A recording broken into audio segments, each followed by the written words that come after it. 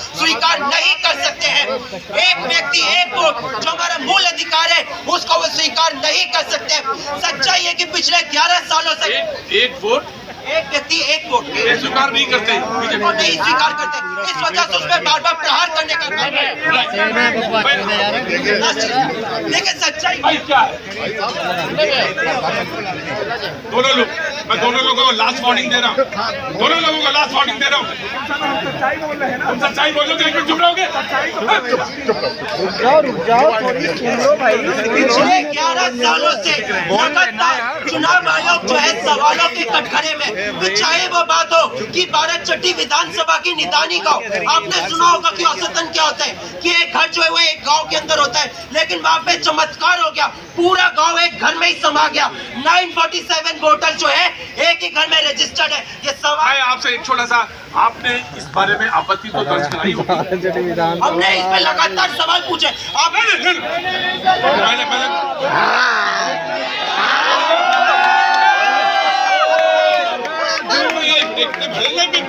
आराम से मैं ये पूछ रहा हूँ, एक गांव एक घर में समा गया, एक गांव एक घर में समा गया, 945 वोट एक घर में आ गए।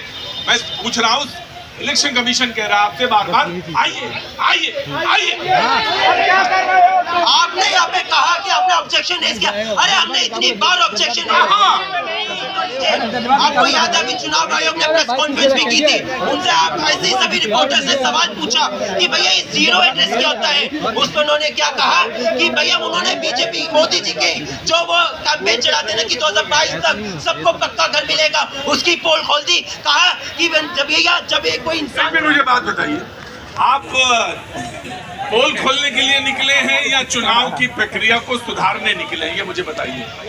पहली बात तो मैं आपको, अगर यहाँ पे हम पोल भी खोल रहे हैं लेकिन यहाँ पे सुधार की भी बात कर रहे हैं।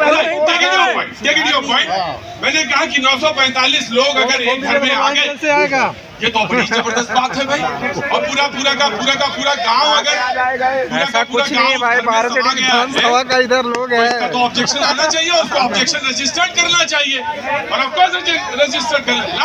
एक मिनट डिबेट में आएंगे, मैं सबसे पूछूंगा, आऊंगा भाई उत्तराखंड आराम से जी। देखिए, मेरे छोटे भाई ने, कांग्रेस के प्रवक्ता ने अम्बेडकर जी की बात की, अम्बेडकर जी के संविधान को मानना चाहिए, अम्बेडकर जी की इज्जत की बात करते, लेकिन नेहरू जी ने चोरी करके अम्बेडकर जी को चुनाव हरवा दिया था। ज्यादा बात नहीं करनी, एक मन में वेदना है कि भारत के प्रधान सेवक के लिए जिस तरीके से शब्द और गैर मर्यादित भाषा का प्रयोग किया है कांग्रेस के लोगों ने, माफी नहीं मांगी।